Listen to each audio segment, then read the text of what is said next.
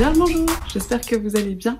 Je vous retrouve du coup pour une nouvelle vidéo sélection que m'a inspiré, alors je vais essayer de bien prononcer ton pseudo, Cocoon of Books, je vous mettrai son commentaire juste là. Il y a maintenant quelques mois, je suis désolée d'avoir mis autant de temps à la faire, mais du coup j'en avais d'autres en préparation et puis le temps de trouver l'inspiration, etc. En tout cas, je m'exécute. Alors, en fait, ton commentaire m'a donné l'idée de 2 vidéos de sélection. Donc je vais faire la première maintenant et j'en ferai probablement une autre plus tard. Donc là je vais vous parler de livres où il y a des groupes d'aventuriers, donc plutôt en fantasy, c'est que de la fantasy globalement. Dans cette idée où, je pense qu'en groupe d'aventuriers, j'ai l'image de gens qui sont autour d'un feu de camp et qui se racontent plus ou moins des histoires avant de repartir pour leur quête X, Y, etc. Mais pour moi il y a voilà, cette image du feu de camp, du rassemblement qui est très importante dans cette notion de groupe d'aventuriers. C'est ce que j'ai essayé de rassembler là aujourd'hui. Et puis je ferai, je pense, une autre vidéo où je vous parlerai plutôt de groupe d'amis ou d'amitié vraiment très chouette, plutôt dans du contemporain, je pense, ou des choses comme ça. Et là, plutôt dans la fantasy, il y a un petit peu d'anticipation de SF aussi, mais voilà, c'est plutôt ça. Et du coup, c'est ce commentaire qui m'a inspiré cette vidéo, avec notamment, je vous le présente, mais il est un peu hors catégorie, parce que je vous le présente beaucoup, alors pas ce tome-là en particulier, mais du coup c'est le tome 2 de La Quête des Willan, Les Frontières de Glace de Pierre Bottero, publié chez Rajo. Pourquoi ce tome 2? Parce que je pense que pour moi c'est celui où il y a le plus cet aspect de bivouac d'aventurier, où ils passent des moments ensemble, c'est un petit peu ces tranches de vie parfois de ce groupe qui chemine et qui avance dans une quête à ce niveau-là.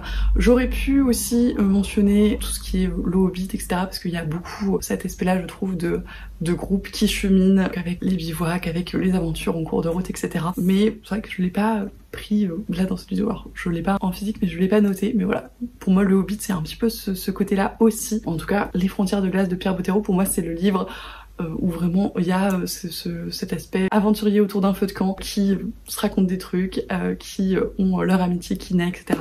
Et c'est juste trop chouette. Du coup, le premier livre de cette sélection, puisqu'encore une fois je ne compte pas La Quête des Willan, je vous ai pris Le Feu de la Sorcière, donc le tome 1 des Baignés des Proscrits de James Clements, qui est publié chez Milady, Brajlon, tout ça. C'est de la fantasy adulte assez ancienne, globalement, ça a été publié il y a une grosse vingtaine d'années, je ne sais pas exactement. 2006 pour la traduction et 98 pour l'original, donc ouais, une grosse vingtaine d'années.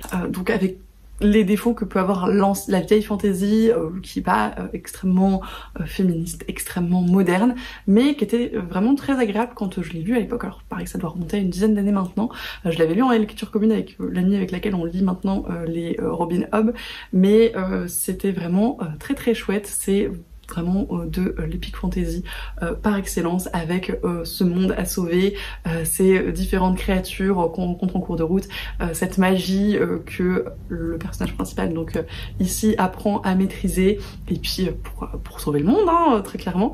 Et ce qui était vraiment très appréciable, c'est que on suivait plein de personnages issus de races et de castes différentes, avec chacun des capacités différentes, qui finissaient tous par converger et se rassembler. Et à plusieurs moments, alors c'est une série qui finit en 5 tomes, à plusieurs moments dans les tomes on avait ces groupes d'aventuriers qui se rassemblaient, se séparaient et qui avaient ces différentes quêtes pour la grande quête finale, mais du coup où il y avait aussi pas mal ces aspects de bivouac, de chemin à parcourir, etc. Encore une fois, ces feux de camp fort sympathiques, très chers à mon cœur, avec toutes ces relations qui se nouent, des amitiés, des romances, etc. C'est une série qui se passe sur plusieurs années d'autant, donc on a vraiment ces côtés-là qui sont assez agréables, et vraiment j'avais passé des très bons moments.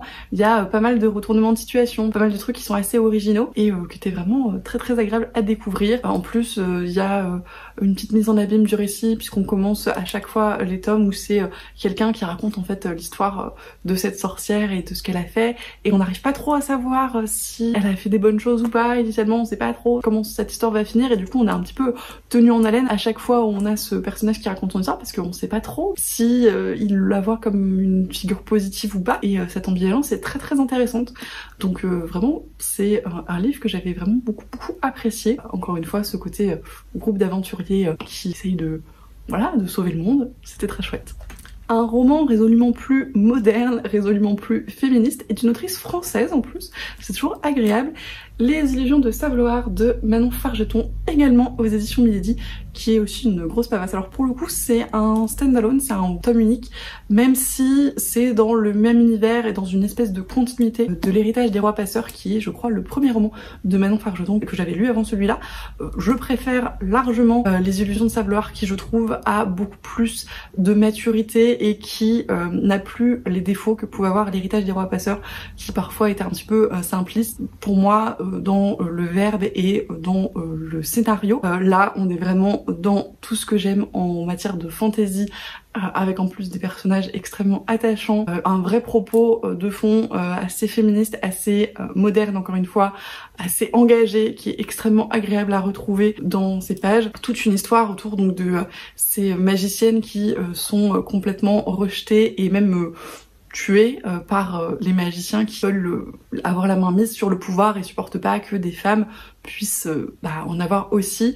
Et donc il y a cette espèce de société parallèle de magiciennes qui s'est créée et qui essaye, bon gré mal gré, de faire un contre-pouvoir et de sauver les magiciennes qui peuvent naître ailleurs. Et pareil, il y a tout un aspect autour de la loi du talion. Est-ce que vraiment, si ces magiciens ont été aussi horribles, ça justifie que les magiciennes le deviennent également? Et puis on suit donc l'objet de cette vidéo, un groupe de femmes, et je crois qu'il y a quelques hommes également, qui, pareil, au début du récit, se rassemblent par des concours de circonstances un petit peu diverses. Et puis, en fait, c'est un groupe qui fait un petit peu de bric et de broc, parce que ils vont pas forcément initialement d'affinité les uns pour les autres, ils ont pas non plus de but vraiment commun à part de survivre.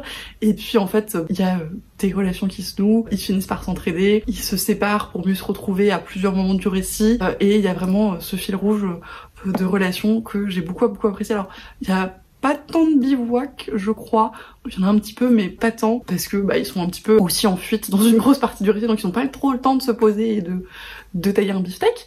Mais vraiment, c'était un super roman de fantasy qui est assez long, qui est assez dense, mais qui se lit très très bien, qui est extrêmement agréable. La plume de Manon Fargeton dans ce récit est vraiment extrêmement chouette à suivre, et voilà, j'ai beaucoup apprécié les personnages, j'ai beaucoup apprécié l'univers, et encore une fois le propos qui était développé dedans. Je peux que vous le recommander. Et du coup voilà, il y a cet aspect un petit peu de groupe de compagnons qui au départ n'a rien pour s'entendre et qui finalement se trouve hyper bien, et c'était très très chouette. Un dernier poche avant de passer au grand format, et encore une fois un auteur français, c'est toujours sympathique.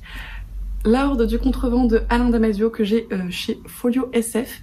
C'est une histoire qui est assez connue globalement. Alors j'arrive jamais à dire si c'est de la science-fiction ou de la fantasy. Pour moi je dirais que c'est plutôt de la fantasy, mais ça peut être de la science-fiction. C'est assez nébuleux quand même. Pour le coup on est vraiment typiquement dans le groupe d'aventuriers qui a une quête, qui part à l'aventure. Il y a un petit peu une notion de dernière chance entre guillemets, parce qu'on a l'impression que c'est la dernière chance de leur peuple qui les a laissés partir, et de voir un petit peu comment ils vont s'en sortir. Alors c'est difficile de vous parler de ce récit sans vous spoiler, parce que il y a une grosse part de mystère qui se résout vraiment très petit à petit dans le récit, et qui vraiment à la fin fout un peu une grosse claque, on va dire. C'est un récit qui est très particulier. De tout ce que j'ai pu lire, je pense que c'est le style qui m'a le plus perturbée, parce que c'est très peu aéré dans les pages, il y a assez peu de dialogue globalement, c'est beaucoup de paragraphes assez denses, c'est fourni avec un marque-page avec des symboles, parce qu'en fait c'est sur l'alternance des points de vue de tous les personnages donc de ce groupe d'aventuriers, qui sont à chaque fois identifiés par le symbole correspondant,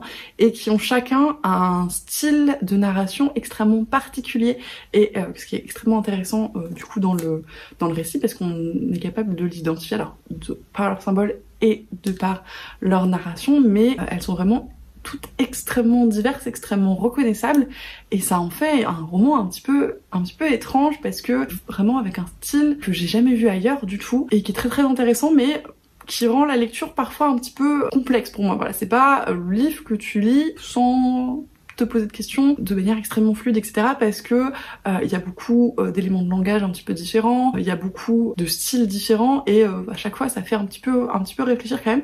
Donc c'est très intéressant mais pas très reposant, mais vraiment ce groupe d'aventuriers extrêmement soudés où chacun a un rôle qui poursuit cette quête très mystérieuse. Ça m'a pas mal marqué quand même pour toutes ces raisons, et pour moi c'est voilà aussi un des exemples du groupe d'aventuriers par excellence. Pour le coup, il y a un petit peu de bivouac, un petit peu de péripéties qui rencontrent tous. Il y a pas mal de pertes aussi. Enfin voilà, c'est un livre qui est très dense, où il se passe beaucoup de choses, mais qui est extrêmement intéressant et qui, je pense, est, on peut le dire, un espèce de classique de la fantasy science-fiction française. Encore un auteur français, décidément, je m'en étais pas rendu compte, mais c'est un peu le sous-thème de cette vidéo, on va dire. Gabriel Katz avec le tome 1 du Puits des Mémoires, La Traque, publié chez Scrinéo. C'est une série que je vous ai déjà présentée dans mes séries à terminer puisqu'il me reste le tome 3 pour finir cette trilogie. Pour le coup, c'est encore une histoire assez mystérieuse de ces 3 personnes qui se réveillent dans un chariot et qui n'ont absolument aucune idée de ce qu'ils font là, et plus grave, de qui ils sont, et qui essaient de se libérer déjà, et puis partent tous les 3 parce qu'ils connaissent personne d'autre à la recherche de leur passé et finalement d'un sens à leur vie, parce que pour l'instant tout ça est très nébuleux, et qui vont du coup être poursuivis par leurs ravisseurs alors qu'ils savent pas trop pourquoi, etc. Gabriel Katz, il a un style d'écriture qui est extrêmement haletant, extrêmement prenant, on tourne les pages tout seul parce qu'on a vraiment envie de savoir la suite, de savoir ce qui se passe, de comprendre qui sont ces gens, d'où ils viennent, pourquoi ils ont été enlevés, etc. On va de révélation en révélation. Alors ce tome-là est un petit peu introductif et puis il y a vraiment cette espèce de course-poursuite qui fait que on n'a pas trop le temps non plus de se poser 20 000 questions, mais le tome 2 est extrêmement plein de révélations très surprenantes. J'ai envie de voir ce que va donner le tome 3, le fin mot de l'histoire, qui sont vraiment ces gens, pourquoi on leur a fait ce qu'on leur a fait, et c'est quoi la grosse magouille derrière tout ça, quoi. Donc un super moment. Et alors voilà, c'est un petit groupe d'aventuriers puisqu'ils ne sont que 3, mais il y a quand même cette relation avec leurs différentes personnalités, leurs rôles qui se mettent en place également, avec les capacités qu'ils ont sans savoir qu'ils ont finalement, parce que vraiment ils se souviennent de rien du tout, et c'était extrêmement chouette, et j'ai vraiment très hâte de me plonger dans la suite et la fin de cette histoire. Pour finir, je vais vous parler d'un roman graphique duquel je vous ai parlé assez récemment puisque je vous ai présenté le tome 4 dans mes achats livresques du mois de juillet. C'est Stand Still, Stay Silent de Mila Sonnenberg. Donc là, c'est le tome 1 aux éditions Akileos. C'est un roman graphique qui, encore une fois, est un petit peu un ovni, je trouve, qui, donc, au début, raconte l'histoire de la Terre qui est décimée par une espèce d'épidémie un petit peu bizarre. Le tome 1 est paru avant le Covid et on voit qu'il y a certaines choses qui, effectivement, sont assez bien pensées parce que il y a des choses qui se sont vraiment déroulées à peu près comme ça. Et on fait un gros bond en avant quelques dizaines voire centaines d'années plus tard, où il reste vraiment un îlot de population encore survivant, entouré de nature très inhospitalière et assez inexplorée finalement. Donc c'est dans les pays nordiques, enfin tous les pays scandinaves, et il va se faire une expédition pour aller à la recherche en fait des livres du vieux monde, si on peut dire, des connaissances, etc. qu'il renferme. Et donc on a tous ces personnages-là qui vont pareil se rassembler alors qu'ils viennent de pays et d'univers très différents, et qui vont être appelés par les organisateurs de cette expédition pour aller à la recherche de ces livres dans cet environnement extrêmement inhospitalier et peuplé de créatures pareil pas très sympathiques. Et donc ils se connaissent pas du tout au début du récit. En plus ils parlent pas tous forcément la même langue parce que du coup ça couvre tous les pays scandinaves, et il y a un gros jeu avec les différentes langues que l'autrice explique en disant que certains mots de telle ou telle langue sont extrêmement similaires alors que d'autres pas du tout, donc des fois ça crée des problèmes de compréhension, etc. C'est très bien fait sur cet aspect là, je trouve. Les dessins sont absolument à tomber par terre. Il y a encore une fois des ambiances de couleurs magnifiques, il y a des idées de mise en page aussi qui sont juste folles. C'est des objets livres qui sont un bonheur pour les yeux à chaque fois. Franchement, le récit est plein d'une espèce de poésie un petit peu mélancolique, et à la fois il y a ces créatures très terrifiantes, et ces personnages qui pour certains sont pleins d'innocence, pour certains sont juste extrêmement blasés. Il y a tout un panel de choses et tout un panel d'émotions qui se jouent. C'est une série que j'adore. Là je suis ravie d'avoir le tome 4 à lire. Je vais me poser un moment pour vraiment bien le savourer, mais c'est une série que je peux que vous recommander si c'est des choses qui vous intéressent, et vraiment juste les objets livres c'est une tuerie quoi. Donc voilà, et puis ce groupe d'aventuriers qui apprennent à s'apprivoiser parce que vraiment ils sont pas du tout semblables tous, et c'était extrêmement chouette, et en plus c'est une histoire très innovante, très originale, donc c'est d'autant plus intéressant. Et voilà, c'est tout pour cette sélection du coup. Alors Cocoon of Books, je sais pas si c'est ce que t'avais en tête quand tu m'as proposé de la faire. Dis-moi hein, si j'avais. Puis n'hésitez pas tous à me dire si y a des livres que j'ai présentés qui vous font envie, que vous avez déjà lus, si vous avez d'autres livres où il y a comme ça des groupes d'aventuriers et ce côté un peu quête avec des petits bivouacs, des relations qui se créent, etc. C'est vraiment des situations que j'aime beaucoup. N'hésitez pas également si vous avez d'autres idées de sélection que je pourrais faire. J'aime vraiment beaucoup, alors moi en trouver et en chercher, mais en plus quand vous en proposez, ça me fait réfléchir d'autant plus et c'est très intéressant à faire je trouve. Donc n'hésitez pas encore une fois. Comme d'habitude, je vous souhaite d'excellentes lectures et je vous dis à la prochaine.